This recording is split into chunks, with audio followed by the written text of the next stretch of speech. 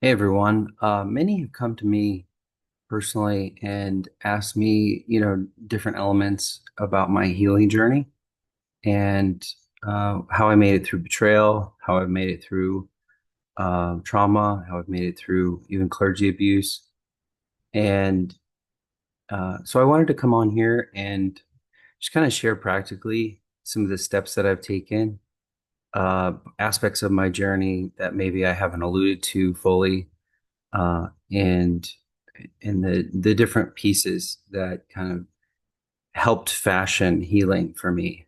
Now, this is different for everybody, but I think if you're on a healing journey or you're looking for a path to find one, maybe you could be helped by it. Let me just turn this off here. So I'm going to start with I'm going to try to do this as practical as I can unemotionally. So it can be, information that's easily transferred, um, because I don't necessarily want to go through all the emotion. So I'm going to start with when I encountered the biggest betrayal of my life, when my ex-wife cheated on me, and she told me over lunch, and it was all a surprise to me, um, that she was having an affair with another woman, and she asked for an open marriage, and I said no, absolutely not. And then my whole world, imploded in a minute. I I guess with that context, let me share this. I had been a Christian forever since I can remember. Um, and I felt like I had a really good relationship with God, um, through up until that point. And I was actively working in ministry. I was writing books about God. I was, participating with many churches, not just one church, because most Christians have a church they go to. Well, I would work on Sundays because we were doing conferences and events. So I was a part of many churches. It felt like I got to partake in many different worship services in many different cities and states and countries. And I had a good relationship with God. I felt like I did. And so I heard the news from her, and it was no less than 5 minutes of conversation. And it was so strange. Like we met in a parking lot. Um, it was originally supposed to be lunch, but we met in a parking lot, and she just shared it. She got in the passenger seat of my car and then shared it. She knew it was a Friday, and I had a trip. I was going to go hang out with some of my friends over the weekend during during like a basketball conference or something. And she knew I'd be planning to go away because I was planning to see them for a couple of days. I didn't really take a lot of guy trips or anything like that. So it was very calculated in terms of her decision and the timing of all of it, because she knew I would be leaving, and then I'd have 3 or 4 days or so where I wouldn't be back home, so she could do whatever she needed to do. Um, and initially in my heart, the tornado of emotions happened, and um, I went to curiosity, before I went to anger. And I felt like that's because I realized that everybody has free will, everybody has free choice, and I can't control this person. I can't control what they do. I can't control what they say. I can't control their actions. And I knew I didn't understand it, but I also knew I have to protect my heart and protect my life, because these actions are very destructive. And so I went to the place of curiosity first, I just wanted to know, I wanted to know, like, I guess why. I wanted to know how, and it wasn't just out of self-preservation necessarily. Obviously, that's there when your whole world, it's like if you watch a house implode, and you're on the bottom of the house, of course, you're trying to just make it through the next moment, the next millisecond, you're trying to survive. Um, but I initially didn't go to anger. I didn't go to bitterness. I didn't go to resentment. Initially, I went to, I would say, a curious compassion. Because I realized that this person's making a decision that not only changes the course of their life, but I felt like obviously they were making really poor decisions. But um, my heart went to curiosity. And um, I guess, brokenness initially, tremendous brokenness. Um, so every day we emit, certain kinds of emotions.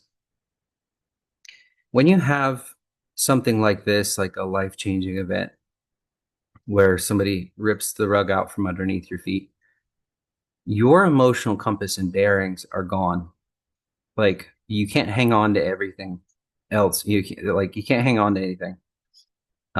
Because what they've done is because you've tethered your life to hopes and dreams and aspirations, and you have plans, and literally, if you look at the scope of your life, you've tied yourself to everything that they do.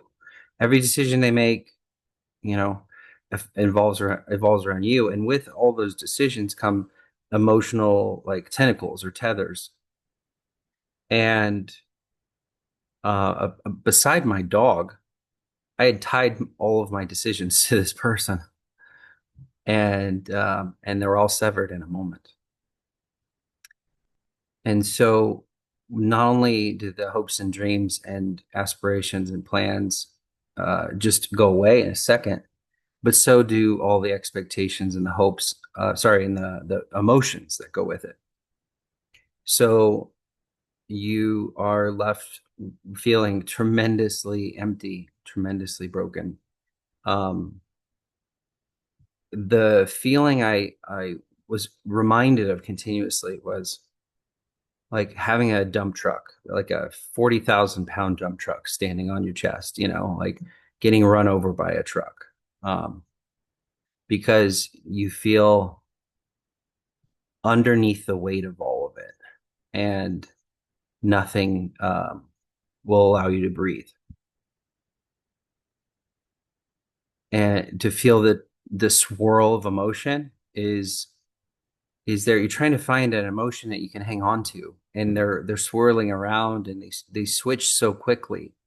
Because if you're trying to sort through each emotion, like each plan that you have, each aspiration that you have, if you're trying to sort through them, none of them are have any repair to them. Like you have a nerve ending that you can repair. None of them were repairing, so you just switch to the next one, and then you go through the stages of grieving, and you don't find resolve, so you start over. So you go through that again, and you start over, and then so the swirl is just immense. And um, I often, I found myself laying on the floor so I could feel like a tiny, tiny bit of groundedness.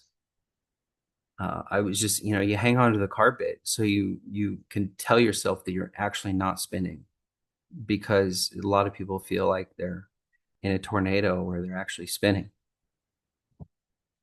And as I said, I had a good relationship with God, so I didn't go immediately to accusation against God. I didn't blame God for what happened. Although we could go down the theological path of, did God know this was going to happen? Why didn't God stop this from happening? We can have that conversation. Um, but as I said before, he instituted this world that we live in with free will and free choice, and this person has free will and free choice. So um, that's going to permit And um, and I realized that that's the vulnerability of love. That's the vulnerability of relationship, for us to be open to being wounded. Um, that's what we sign up for, you know, in an interesting way, that's what trust is about. It's not just what could happen in a really beautiful way, but it's also what could go wrong. And that's what we sign up for when we do these relationships with people, especially our spouses. So I laid down on the ground and I put on non-judgmental worship music that did not excite me, but comforted me. And I'm trying to be very specific there because um, we don't want to go on the emotional train. You know how you listen to Carrie Underwood songs when you're mad? You know how you listen to Adele songs after a breakup? That's you're riding that train. We don't want to ride a train when you're broken like this. You want to rest like Psalms 23, lay in the field and um and just allow like God to minister to your soul. You want to just be, you know. And so I would listen to non-judgmental worship music that um did not excite me because very important piece here. Because of the emotional swirl, I could not trust my emotions. You ever had like a medication or or woke up, congested or had a migraine and your emotions are just going crazy, like you slept wrong, um, and you realize that that's not how you would normally respond? Well, imagine having all of your emotional bearings gone. Like every framework that you have for emotional bearings is gone. Well, after trauma, you don't have a good emotional framework. Especially one of the deepest betrayals that you could possibly experience when your spouse cheats on you and is we're going through a divorce. You don't know what's good, what's bad. You don't know what to hang on to. Like you don't know. Making a decision about what to eat for lunch is difficult. Um, and and that's because you can't trust yourself in those moments because of the swirl. So you don't have an emotional framework anymore. You have to rebuild it. So early on, my curiosity led me to pursuing pathways of understanding around what's going on. Like what do I need to do? What are my decisions? Because right away your world's imploding. You have to make a decision about where you're going to live. Do you enter into a season of repair? Do you try to wait? Do you pray for your spouse and sit on the sidelines while they potentially do more destructive behaviors? Are they harming you? Like there's every single thing's up in the air, and you're just trying to find like reasons, or sorry, direction. And one of the first things I found just from research was this website and podcast called Marriage Helper, and it was initially started, I think, by Dr. Joe Beam, Beam, and I think he's since handed it over to others in his, nonprofit in ministry. It's really for everybody, but he does say Christian stuff. But I took one of his courses and I learned about limerence and I learned about like the stages, what happens, when someone goes through betrayal, and it was incredibly impactful and helpful because you're just trying to find a trusted voice that can speak into your process, that knows exactly what you're feeling, exactly what you're going through. And he knew me. The crazy part is that he was the person who went and cheated on his spouse for years, and his wife stood there faithful, and all the lessons that he teaches are the lessons he learned from his wife when he went back to her. Like I don't know, it was something crazy, like 12 or 15 or 17 years later. But the podcast was so helpful because you'd hear different people's stories and then they would speak into them and you would get little aspects for yourself. And it's not just to restore marriages, even though it's called marriage helper. I think that's an emphasis of like helping people through their marriages. But it's also for people that are like in situations like me, where I very quickly realized that this was not a safe person for me. I was not in a safe context. There wasn't a plan for repair and a path for that. And and like um, I didn't feel like waiting for years in order to go through more pain and agony. Um, and so I felt the grace from God, at some point, after that, to go through the stages of, separation.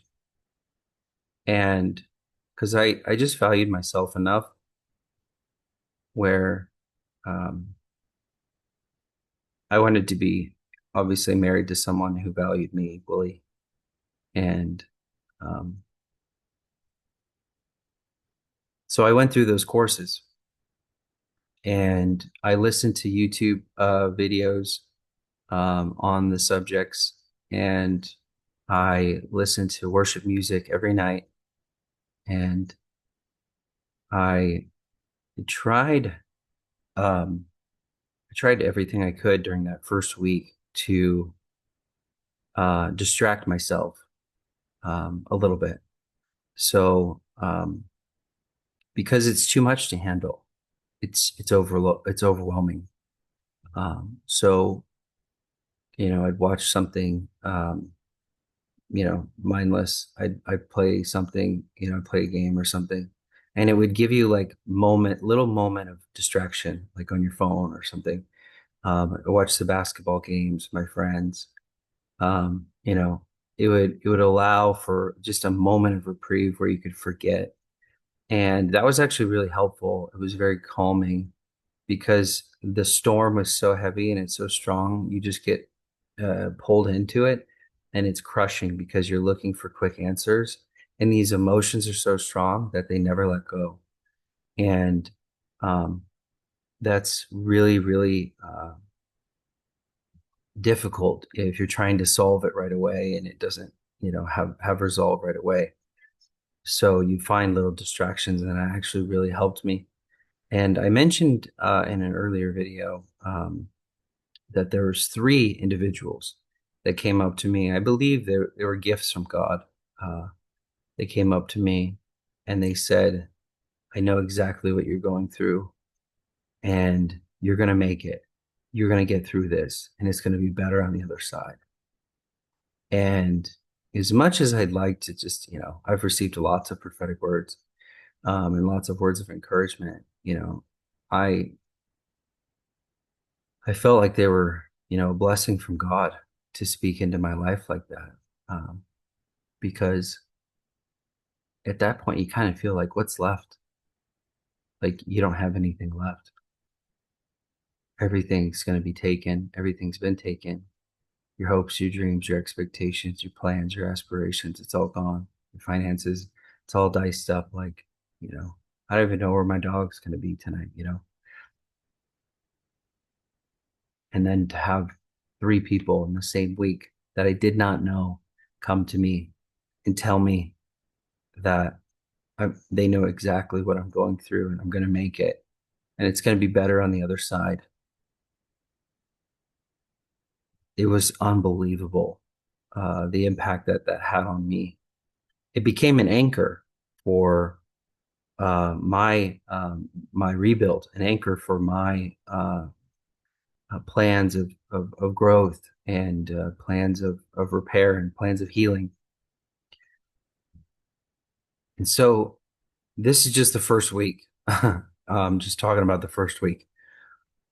And I decided um, right away that I was not going to blame God, even though I don't understand. Because if I blame God, then who's going to help me? I'm left to myself and I got nothing. I'm empty. So I decided I'm not going to blame God. And I'm reading Job and all the stuff that happened to Job, and he did not blame God. And I'm like, wow. Um, I'm just by the basis of not knowing, I'm not going to blame God because I don't know what's going on with her. I don't know what's going on with the situation. I don't know what faults I have of my own. I don't know how I contributed to this. Because I don't know, I just don't know. I'm not going to blame God. And maybe I'll find understanding later. Maybe I'll find reasons later. But at this point right now, I'm not going to blame God because I don't have any help. He's my only help. And and I know that's a tough emotion and a tough understanding for many to come to because we can so hope and put our expectations and plans and God settling this for us and God preventing this. But um, because we don't see everything fully, we only see in part. Um, I figured it was better for me to suspend my judgment and allow God to help me rather than um, accuse him of not helping. I liked God in my corner in this because he did comfort me. I felt comforted. I felt loved, and surprisingly, I felt taken care of by him, even though I was experiencing these things that were catastrophic to my life and my relationships. And um, I was able to slowly pick myself up uh, into a thought process and a vein of curiosity because I'm not blaming God, and I realize the person that has afflicted me also has free will. Blaming them doesn't allow me to move forward. And I realize that the forgiveness path that we're all asked to take is is really for us. When we enter forgiveness, we are releasing the person from our on bondage. We're releasing them from our own grasp. And in an effort for me to move forward, I needed to release them from my mind, my heart, and my actions, and forgive in that sense, so that I could take ownership over the next set of decisions for my life. And if I chose not to have that forgiveness, then what happens is this trauma festers and this trauma dwells, and it starts to create an internal rot in the soul, and that rot turns into bitterness and it turns into resentment. And then when you have a rot in your soul, it starts to change the decisions that you make and changes your mind around this bitterness and this resentment. And let me tell you, bitterness and resentment will rewire your brain and it will control you like a puppeteer. It is extremely hard to overcome. Resentment is one of the fiercest things when it comes to relationships. It doesn't matter how many good actions you have. It doesn't matter how many moments of care, acts of service you have with an individual. If you're carrying resentment in your heart, it's like a cancer. And same thing with bitterness. It's like a cancer, and eventually it will take over, and eventually it will, devastate the host. And I determined that I was not going to do that because I've seen too many people do it. And I realized if I want anything good out of my life, I've got to figure out out of curiosity how this happened, why it happened, so I can prevent it in the future, number one, so I can rebuild. But asking God, slowly over time, I realized that um, obviously this isn't the story I wanted to have. This isn't the path I wanted to be on. But God's a redemptive God, and He does care for me. So I'm open to going through going through healing, and finding what could be on the other side of this. And I came in with curiosity, and curiosity comes with it a vein which is really helpful, and it's education. It's to be informed, it's to be educated. So I didn't come in with bitterness and resentment and, trying to prove myself right and to prove my actions right and to, go to war. I tried to just learn. And, um, and I found within this, first phase of education, I found areas in which I learned areas, mistakes that I had made. I wasn't connected to a community that fed into the overall relationship as much. There was because I was so busy, there was mild isolation there, and I think the purpose and the meaningfulness kind of got lost within this individual, and how it pertained to the collective unit. And so, there was a little bit of a disarray there. There was some church hurt that I was aware of, and that creates distance and separation. There's things I could have done, um, and I've got a whole mental list of the things I could have done better. And I think that's a helpful exercise to do, but only when you're at a place where you're willing to work on yourself, because the reservoir of grace, let's say you're a vessel and there's grace in the vessel. The reservoir of grace to me got to zero, right? Because everything was taken, everything was gone, all the emotions, like everything's just swirl. So at that point, when you're at zero, you don't work on yourself.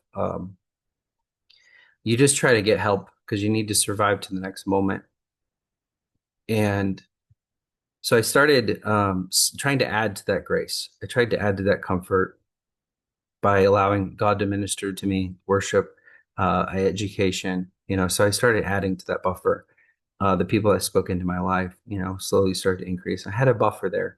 And as I was building that grace, I was able to slowly start to work on some of these things in my mind. And I went down a path, what I call self mastery. And this is very important. Um, it's not just go to the scriptures, find some scriptures that help you based on your emotional context and framework and allow it to speak to you. That's bias, reading at best, because you're not looking at a holistic plan for yourself. You're just picking and choosing, cherry picking things based on how you feel. Again, my emotions were out of whack. I could not pick scriptures based on how I feel. I didn't know what I needed, what was good for me.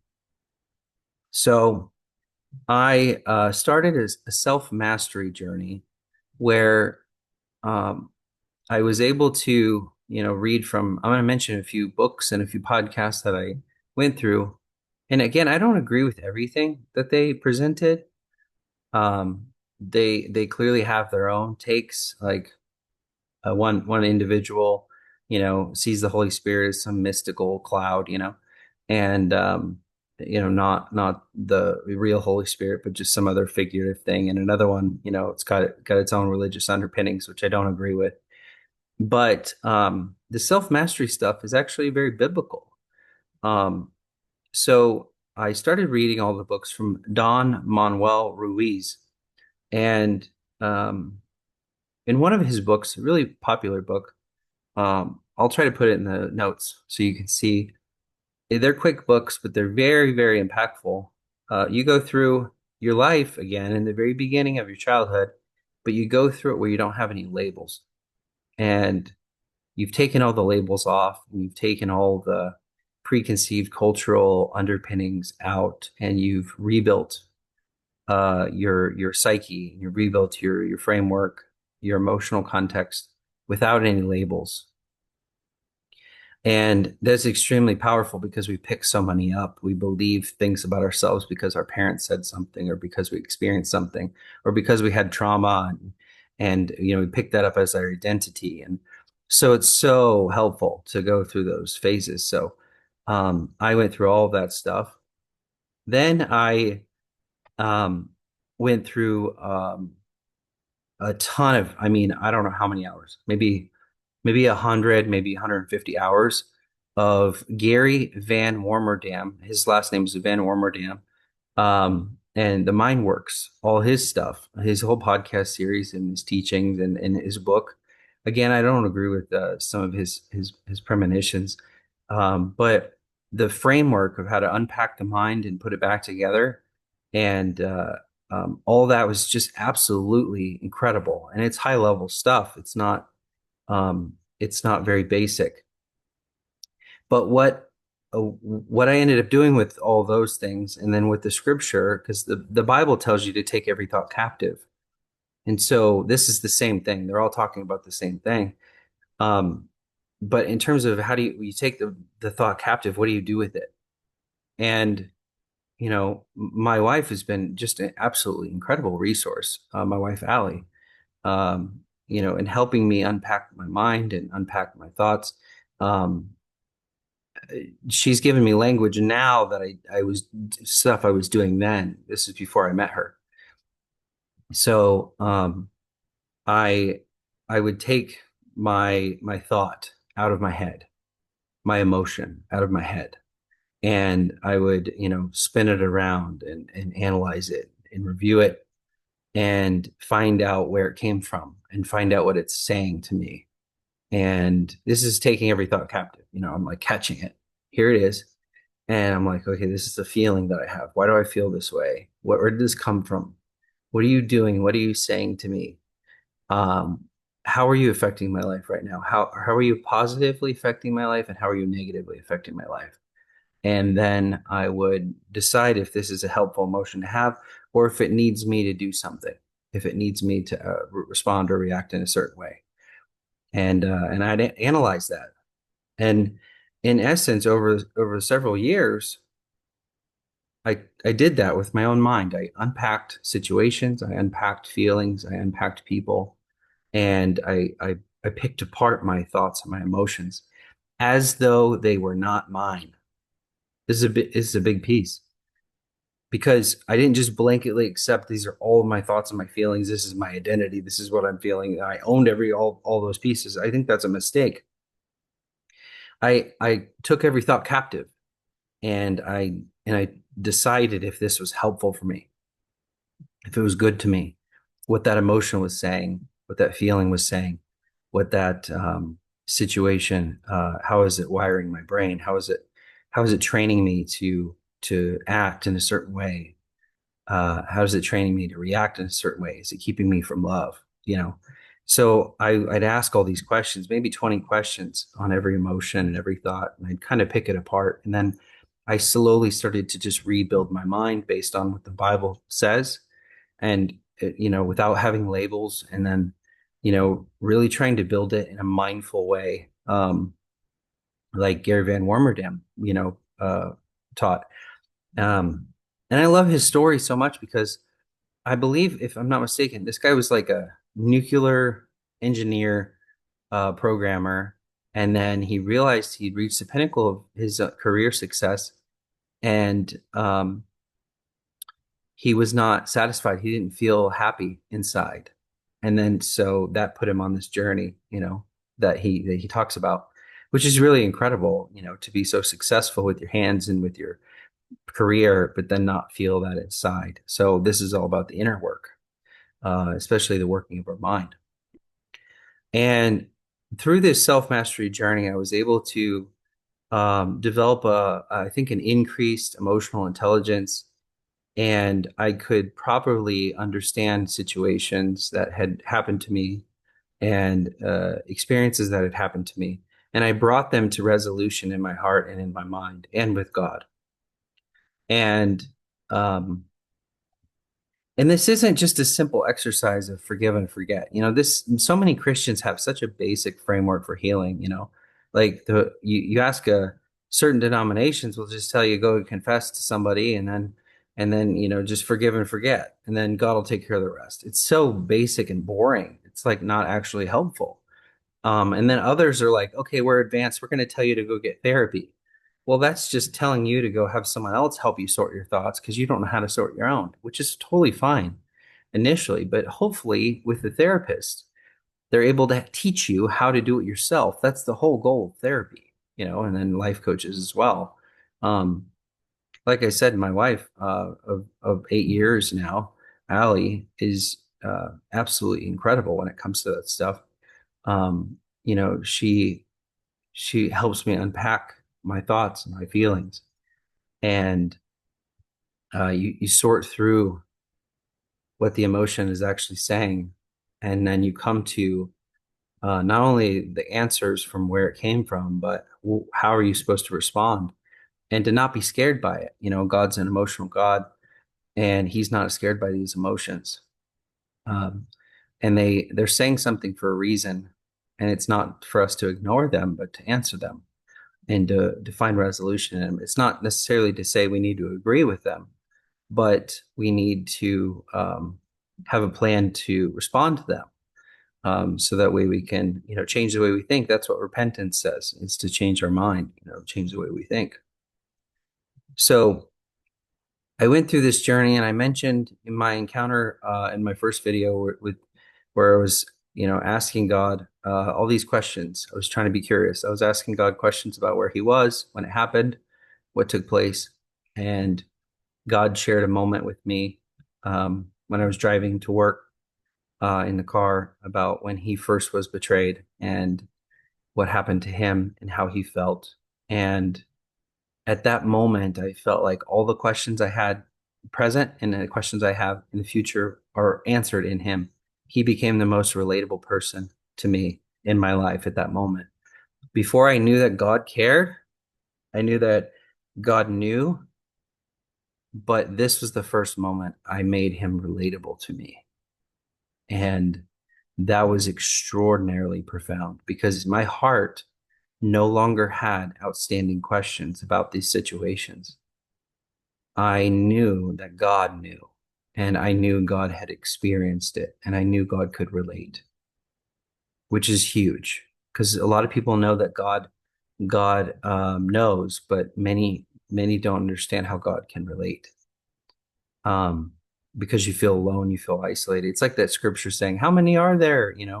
And God's like, "I can fully relate to you. You're not alone. You were never alone." And that, to me, answered so many of my outstanding questions. Um, Now, with all this framework,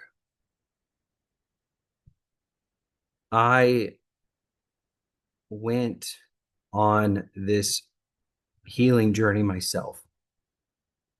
I tried to take as much as I could, as much ownership of this as I could. Um, of course, I was broken and wounded and hurt and betrayed, and um, and I had so much taken. Uh, but I realized if I don't start owning this somehow, some way, in the present moment or in my future context, if I don't find areas of ownership, then I'm going to become bitter, I'm going to become resentful, and I'm never going to go anywhere in life. And this whole thing is going to just come crashing down on me. And I felt like I had a promise, I had potential, and God is a redemptive God. And so I had redemption. And so I tried to find areas in which I could own my life, own my thoughts, own my process, slowly but surely unpack that process so I could become a better person and I could learn from this and I could love again. And I did. I was able to love again. And I knew the moment it returned, I knew the moment I was ready. I knew the moment I was healed enough where I didn't go in a broken vessel with this next relationship because so many people go from one relationship to the next, and they carry with them their wounds from the first relationship, and then they project their wounds on their future partner, and they wonder why the second relationship or the next relationship gets blown up or has the same problems or has the same underpinnings. It's because they never got healed inside. And I knew when I was healed enough where I could present myself whole to my future partner, which is Allie, that that she would benefit by that and not have a broken Jeremy going into this relationship, needing certain things or demanding certain things or feeling insecure or feeling broken and having that twist our relationship. Um, and let me tell you, I still felt shame as much all the work that I still went through, like and how I felt like I was healed in a lot of ways. I was still on a path of healing, which I was very much open to and talking about. But when I first met Allie um and I wanted to get to know her, I I felt a ton of shame. Because, in the Christian communities, if you fail in a relationship, like there's like this blemish that's on you. Um, and like you're a failure in life. Like you can't keep a relationship together. How can you keep anything together? There's all these stigmas. And, I realized that God was the first one to ever get a divorce. Biblically speaking, it says it in the Bible. He divorced Israel. He sent him a certificate of divorce, and God was about this redemptive path. And I was like, well, not just using that as an excuse. I'm like, clearly, I'm asking for redemption here. I feel like there was a lot of things that were out of my hands that I couldn't control, and and a lot of this happened to me. You know, um, and And I realized that, regardless of the stigma or the labels that maybe Christians in the Christian community would have, um, God gave me permission to love again, and I felt it in my heart. And as I'm getting to know Allie, I felt so much shame in, sharing this part of my story. And I think it was maybe our second time meeting with her. I said, I got to tell you something. Um, and I shared my story with her. And she was so kind and so loving and so supportive. The thing that I felt like would hold me back was this, blemish on my record of relationships. And she was so loving and so supportive and so understanding. And it made it so easy to love her. And I never felt so supported in my life by anyone. Um, and it's funny is I'm sharing these things with her, like she's hearing it for the first time, and she's a woman, so she researches stuff. So I guess she probably already knew. So, I'm here pouring my heart out, and like, let me tell you this, and she's like, I already know. And it was the case. Um, but it was so healing. It was so healing because she could have easily been so judgmental and so accusatory and picked me apart for my failures to try to defend and protect herself. But she wanted to get to know me and she understood and she cared. And she was very, very, very loving and supportive. Um, and that was so beautiful and it honestly was the most redemptive thing that I could have asked for in a relationship. She's been absolutely incredible um, in every phase of my life, and I feel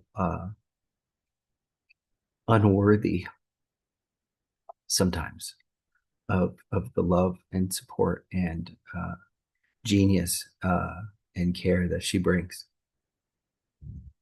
And just as Job got, twice as good, twice as, returned to him, I did too. And I'm so thankful and so grateful for that. And